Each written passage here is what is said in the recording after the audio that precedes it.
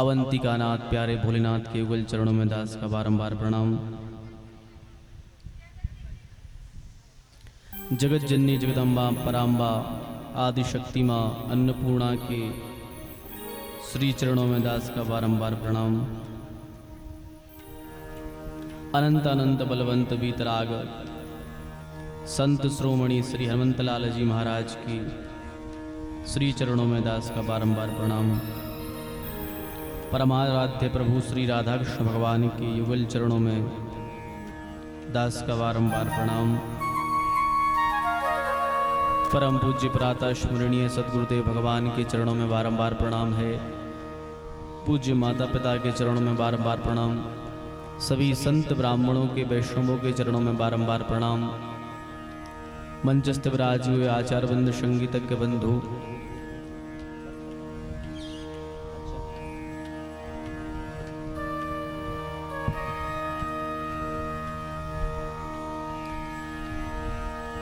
परमात्मा की महती कृपा करुणा एवं माता पिता के सत्कर्मों का फल जिनको प्राप्त हुआ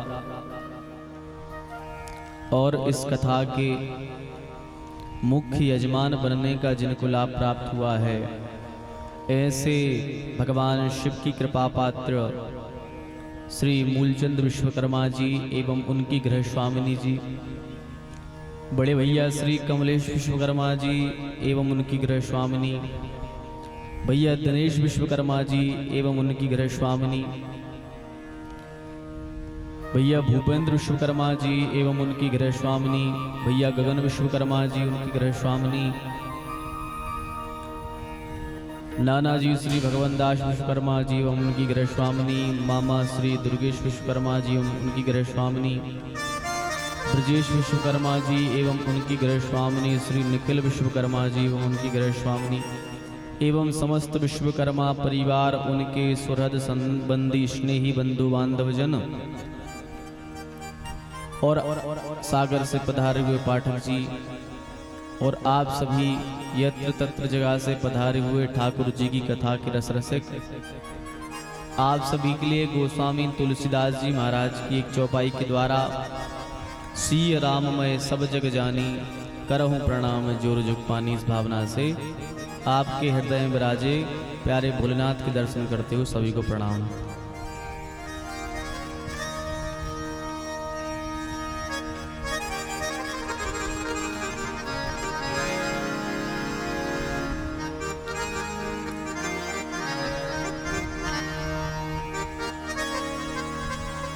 किसी संत ने बड़े प्यारे शब्द कहे हैं,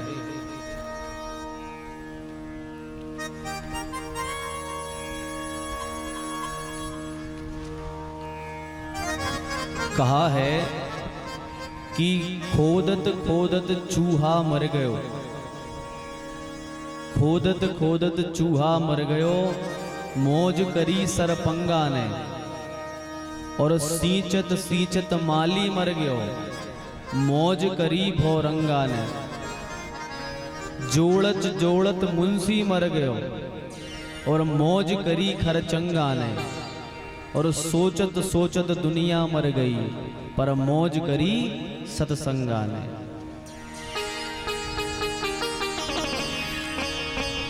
जिसने भगवान का सत्संग कर लिया, जिसने भगवान की कथाओं को श्रवण किया, समझ लो मौज तो उसी की ही है। जैसे जीवन भर चूहा बिल बनाते बनाते मर जाता है, लेकिन उस बिल में रहता कौन है?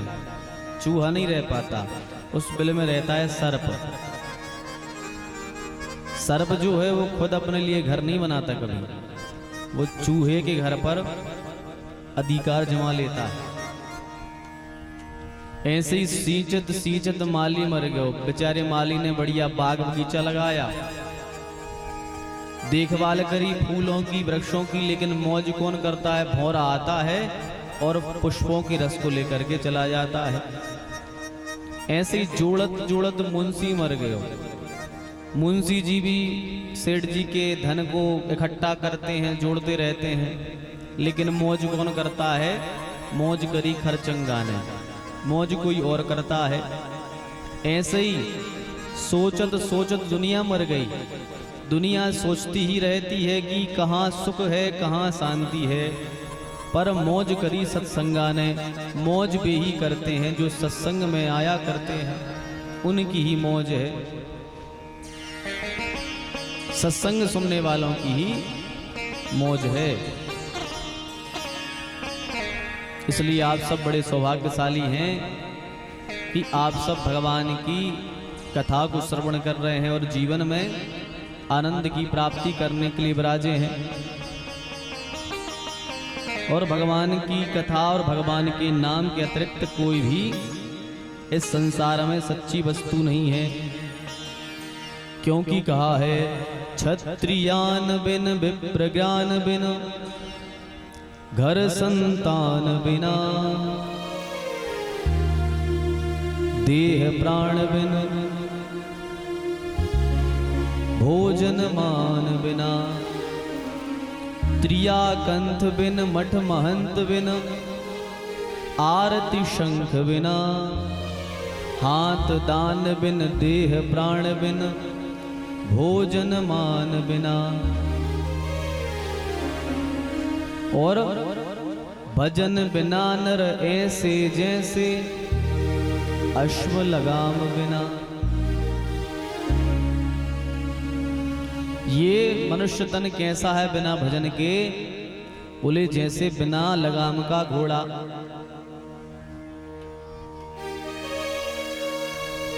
बिना भजन के यह मनुष्य तन बिना लगाम के घोड़े की तरह है। जैसे घोड़े को लगाम की जरूरत है, ऐसे ही हमारे लिए भगवान के नाम की जरूरत है। जब तक भगवान का नाम हमारे जीवन में नहीं होगा तब तक कुछ भी होने वाला नहीं है। इसलिए भैया खूब भगवान का भजन किया करो।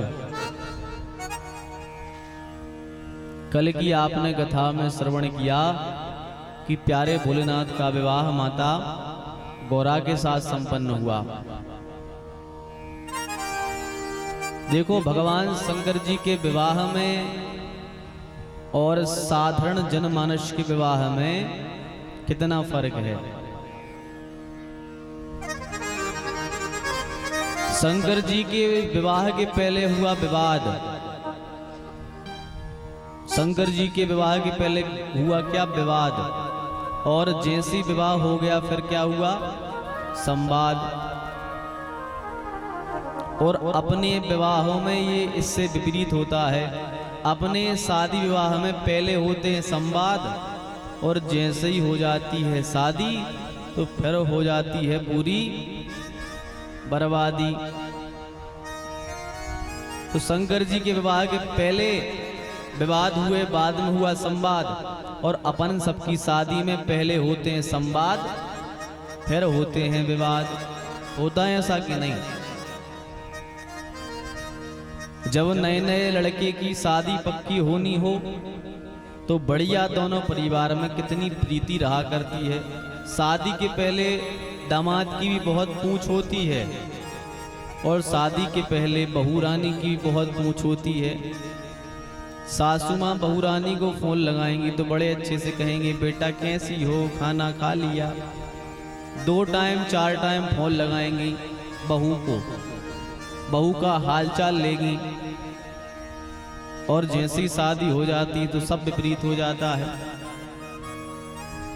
अच्छा, आजकल तो एक नया ट्रेंड चला है शादी विवाह का। लड़की वाले ऐसा घर ढूंढते हैं, एक तो हम ही को मिल गए। बोले पंडित जी महाराज, हमारी बेटी के लिए ऐसा घर बताओ जिस घर में सास ना हो। बोले ऐसा घर बताओ जिस घर में सास ना हो। बोले जो मांग होगी लड़के की हम वो पूरी करेंगे, 4 व्हीलर देंगे, सब देंगे, सोना चांदी खूब देंगे, पर ऐसा घर बताना जिस घर में सास ना हो। हमने कहा भैया तुम्हें सास से क्या दिक्कत है? बोले अरे सास रहती हैं तो बहुत परेशान करती हैं, हमारी बिटिया को सास बहुत परेशान करेगी, इसलिए हम तो चाह रहे हैं कि चाहे हम बेटी का विवाह 2 साल बाद करेंगे, लेकिन उसी के साथ करेंगे जिसके घर में सास ना हो। हमने कहा भैया हमारी नज़र में तो ऐसा घर नहीं है, मिलेगा तो बताएंगे। अब 2 साल बीत गए, 2 साल बाद वो फिर महाशय मिले। हमने कहा और भैया बेटी का विवाह हो गया? बोले हाँ महाराज हो गया। बेटी का तो बढ़िया विवाह हो गया, लेकिन अब लड़का विवाह के योग्य हो चुका है। तो कहने लगे महाराज बढ़िया एक आध अब लड़की बताओ, बढ़िया एक आध लड़की बताओ, हमारे बेटे का विवाह करना है। बेटी का तो अच्छे से हो गया, बेटे का विवाह करना है। सो हमने कहा भैया एक परिवार है, वे पूरी मांग पूरी करेंगे तुम्हारी, तुम्हें 4 व्हीलर भी देंगे, सोना चांदी भी देंगे और घर भी देंगे बना करके। तो बोले महाराज ऐसे ही घर बताओ बढ़िया ऐसे ही मिले। पर हमने कहा उनकी एक शर्त है। बोले क्या शर्त है? हमने कहा वो कह रहे थे कि हम उसी के घर में शादी करेंगे जिसके घर में सास नहीं होगी। तो पहले तुम अपनी पत्नी को जाके मारो। भाई जैसों को तैसा ही मिलेगा? नहीं मिलेगा। भाई तुम जैसे अपनी मोड़ी के लाने बिना सास को घर देख रहे थे, तो ऐसा ही कोई और भी तो बिना सास वाला घर ढूंढ रहा होगा। तो वो भी तो चाहेगा कि पहले तुम निपटो, फिर तुम्हारे बाद में शादी करेंगे हम। पर ऐसा नहीं सोचना चाहिए भैया, सब सास थोड़ी ऐसे ही होती, बताओ। वो नाटक भी याद है कि सास भी कभी बहू थी, हैं? तो भाई सासें भी जानती हैं कि हम भी बहू थे। आज की सासें तो पढ़ लिख गई हैं, अब नहीं है पहले जैसी। पहले की तो बहुत खतरनाक ही रहती, लेकिन अब नहीं। अब तो सास से डर नहीं रहता। अब तो सासें, पहले के समय में क्या था कि लड़कियां डरती थीं कि हे भगवान, यदि शंकर जी की पूजा करती तो डरती थी हे भगवान ऐसी सास देना जो बढ़िया सी होए। पर आजकल लड़कियां नहीं डरती, आजकल सासें डरती हैं कि हे भगवान ऐसी बहू दैयो। आजकल उल्टा हो गया, अब सासें डरने लगी कि भगवान अच्छी बहू मिले वरना जिंदगी नरक हो जाए हमारी। तो आजकल तो भैया पूरा उल्टा हो गया है। लेकिन ऐसा नहीं है, सबको अपने अपने करने का फल मिलता है। देखो जो जैसा करेगा उसको वैसा ही मिलेगा। चाहे जो, जैसे जो सास हैं वे अपनी बहू को अच्छे से रखेंगी, तो भाई उनकी बेटी को भी उनकी सास अच्छे से रखेगी। और बहू अपने सास के साथ में अच्छे से रहेगी, अपनी सास का ध्यान रखेगी। तो जब वह सास बनेगी तो उसके लिए भी भगवान अच्छी बहू देंगे जो उसका ध्यान रखे। क्योंकि ये तो भैया चक्र है, चलता रहता है। जो जैसा करता है उसको वैसा ही फल मिलता है। क्योंकि कहा भी है, अहम की अकड़ ज्यादा चल नहीं सकती, अहम की अकड़ ज्यादा चल नहीं सकती, मौत की घड़ी कभी टल नहीं सकती।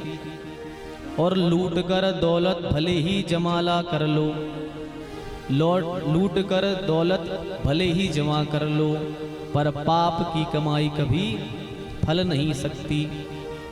आप यदि किसी के साथ बुरा करोगे तो आपको निश्चित ही बुरा ही मिलेगा। यहाँ सब खेती वाले बैठे हैं, आप सब ने कभी ऐसा देखा कि किसी ने जैसे मिर्च का पेड़ लगाया हो और आम तोड़ करके बेचे हों? देखा ऐसा कभी? या फिर ऐसा हो कि भट्टे का पेड़ लगाया हो और आलू खोद करके बेचे हों? ऐसा देखा? कभी नहीं देखा। मतलब जो लगाओगे वही मिलेगा, और वही मिलने के साथ साथ उससे चौगुना मिलेगा। अपन एक मिर्च का पेड़ लगाओ, एक दाना लगा दो, तो उस वृक्ष में कम से कम 1000 मिर्च हो जाती है, जिसको अपन तोड़ लेते हैं। मतलब 1000 गुना बढ़ करके मिलता है। ऐसे ही पाप की कमाई है, यदि पाप करोगे तो वो भी आपको दुगना ही मिलेगा।